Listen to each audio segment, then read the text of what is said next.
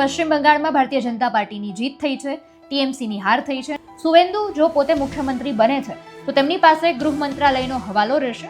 તારીખ 9 મેના રોજ શપથ ગ્રહણ કરાવવામાં આવશે અને ખાસ આ સમારોહમાં પીએમ નરેન્દ્ર મોદી, અમિત શાહ સહિતના એનડીએના દિગ્ગજ નેતાઓ, મોટા નેતાઓ હાજર રહેવાના છે. ખૂબ પાયાના નેતા હતા તૃણમૂલ કોંગ્રેસના અને ઘણા બધા અગત્યની ઘટનાઓ, ઘણા બધા અગત્યના કામો પણ તેમણે તૃણમૂલ કોંગ્રેસના સમય ટીએમસી છોડ્યા બાદ તેઓએ ભાજપનો ખેસ ધારણ કર્યો અને ભાજપનો ખેસ ધારણ કર્યા પછી તેઓ એ જ રીતે ભારતીય જનતા પાર્ટી સાથે જોડાઈ ગયા હતા. સુવેન્દુ અધિકારીના ખૂબ નજીકના વ્યક્તિ તેમના પીએની તો ગોળી મારીને હત્યા કરી દેવામાં આવી. ખાસ અમિત શાહ, સુવેન્દુ અધિકારી એક જ કારમાં દક્ષિણેશ્વર કાલી મંદિરે પહોંચ્યા હોય આ રીતના સમાચાર પણ મળ્યા હતા. મમતા બેનર્જીએ પોતે રાજીનામું આપવાનો ઇનકાર કરી દીધો છે, પોતે રાજીનામું નહીં આપે આ રીતની વાત કરી છે.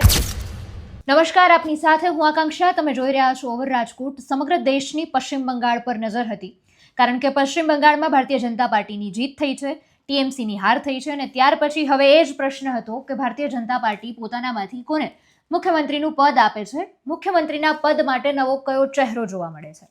ઘણા બધા નામોની વચ્ચે એક નામ સતત ચર્ચાનો વિષય હતું, એ છે સુવેન્દુ અધિકારી. સુવેન્દુ અધિકારી આ પદ સંભાળી શકે છે, પશ્ચિમ બંગાળના નવા મુખ્યમંત્રી બની શકે છે, આ રીતની વાત કરવામાં આવી રહી છે. પણ વધારે કહેવાય રહ્યું છે કે સુવેન્દુ અધિકારી જ મુખ્યમંત્રીનું પદ છે એ સંભાળી શકે છે. ડેપ્યુટી સીએમ તરીકે રૂપા ગાંગુલીનું નામ પણ અત્યારે સામે આવી રહ્યું છે અને બીજા ડેપ્યુટી સીએમ પણ રાખવામાં આવશે. સુવેન્દુ જો પોતે મુખ્યમંત્રી બને છે તો તેમની પાસે ગૃહ મંત્રાલયનો હવાલો રહેશે. તારીખ 9 મેના રોજ શપથ ગ્રહણ કરાવવામાં આવશે અને ખાસ આ સમારોહમાં પીએમ નરેન્દ્ર મોદી, અમિત શાહ સહિતના એનડીએના દિગ્ગજ નેતાઓ, મોટા નેતાઓ હાજર રહેવાના છે. સુવેન્દુ અધિકારી આમ તો ઘણા બધા સમયથી ચર્ચાનો વિષય છે, કારણ કે આપણે એમના ભૂતકાળની વાત કરીએ તો તૃણમૂલ કોંગ્રેસ સાથે જોડાયેલા એ વ્યક્તિ હતા. ખૂબ પાયાના નેતા હતા તૃણમૂલ કોંગ્રેસના અને ઘણા બધા અગત્યની ઘટનાઓ, ઘણા બધા અગત્યના કામો પણ તેમણે તૃણમૂલ કોંગ્રેસના સમય દરમિયાન એમણે કરેલું છે. અને એ સાથે જ આપણે ખાસ વાત કરીએ તો એમાં પણ એમણે ખૂબ આક્રમકતા સાથે રેલીઓ કરી છે, પ્રચાર કર્યો છે, લોકોની નજીક રહ્યા છે. અમુક કારણોસર એમણે ટીએમસી છોડ્યું છે. ટીએમસી છોડ્યા બાદ તેઓએ ભાજપનો ખેસ ધારણ કર્યો અને ભાજપનો ખેસ ધારણ કર્યા પછી તેઓ એ જ રીતે ભારતીય જનતા પાર્ટી સાથે જોડાઈ ગયા હતા. ઘણા લાંબા સમયથી તૃણમૂલ કોંગ્રેસનું શાસન હતું ત્યાં, અને અત્યારે પહેલી વખત ભારતીય જનતા પાર્ટી બહુમતી સાથેની પોતાની ત્યાં સરકાર બનાવવા માટે જઈ રહી છે. આ રીતના જે પરિણામ સામે આવ્યા હતા એ પરિણામોથી આક્રમકતા, હિંસા પશ્ચિમ બંગાળમાં ચરમસીમાએ પહોંચી ગઈ. જે રીતના સમાચાર મળ્યા, જે રીતના દ્રશ્યો મળ્યા એ ખૂબ દુઃખદાયક હતું, કારણ કે સુવેન્દુ અધિકારીના ખૂબ નજીકના વ્યક્તિ તેમના પીએની તો ગોળી મારીને હત્યા કરી દેવામાં આવી. આ ખાલી એક જ હત્યા નથી, પશ્ચિમ બંગાળમાં પરિણામો પછીની ઘણી બધી હત્યાઓ નિપજાઈ ગઈ છે, એવી બધી ઘણી ઘટનાઓ બની ગઈ છે. ત્યાં સુધી કે આરજીકર રેપ વિક્ટિમના માતા કે જેઓ ભારતીય જનતા પાર્ટી સાથે જોડાઈને ચૂંટણીમાં જીત્યા હતા, તેમના ઘર પાસે બોમ્બ બ્લાસ્ટ કરવામાં આવ્યો, આ રીતની ઘટના પણ બની.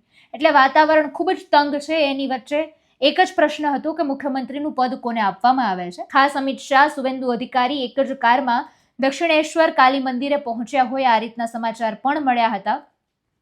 સમગ્ર વાતને લઈને કરીએ તો એમના પીએની જે હત્યા કરી દેવામાં આવી હતી તેને લઈને સુવેન્દુએ પોતે એવું નિવેદન આપ્યું હતું કે એમણે ભવાનીપુરની બેઠક પરથી પૂર્વ સીએમ મમતા બેનર્જીને હાર અપાવી હતી અને ત્યાર પછી આ વસ્તુનો બદલો લેવા માટે જ તેમના કાર્યકર્તાઓ દ્વારા જ આ હત્યાને અંજામ આપવામાં હોઈ શકે, આ રીતની વાત પણ કરવામાં આવી હતી. પણ જ્યારે આપણે આ ખાંચાની વાત કરીએ તો જૂના જે મુખ્યમંત્રી છે, આમ તો મમતા બેનર્જીએ પોતે રાજીનામું આપવાનો ઇનકાર કરી દીધો છે, પોતે રાજીનામું નહીં આપે આ રીતની વાત કરી છે, પણ એનાથી કશો ફરક નથી પડતો, કારણ કે વિધાનસભા છે એ ખારીજ થશે, બરખાસ્ત થશે, એટલે એમને એમની ખુરશી છોડવી જ પડશે.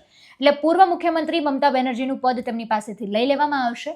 નવા મુખ્યમંત્રીનો ચહેરો શપથ ગ્રહણ કરાવવામાં આવશે. એની વચ્ચે રાજ્યપાલ છે એની મહત્વની ભૂમિકા જોવા મળશે અને એ બધું કામકાજ છે એ સંભાળશે, નિયંત્રણની ભૂમિકા એ રાખશે. સમગ્ર મુદ્દાને તમે કઈ રીતે જોવો છો એ કમેન્ટમાં જણાવજો. ફરી મળીશું. હવે મને રજા આપશો. નમસ્કાર.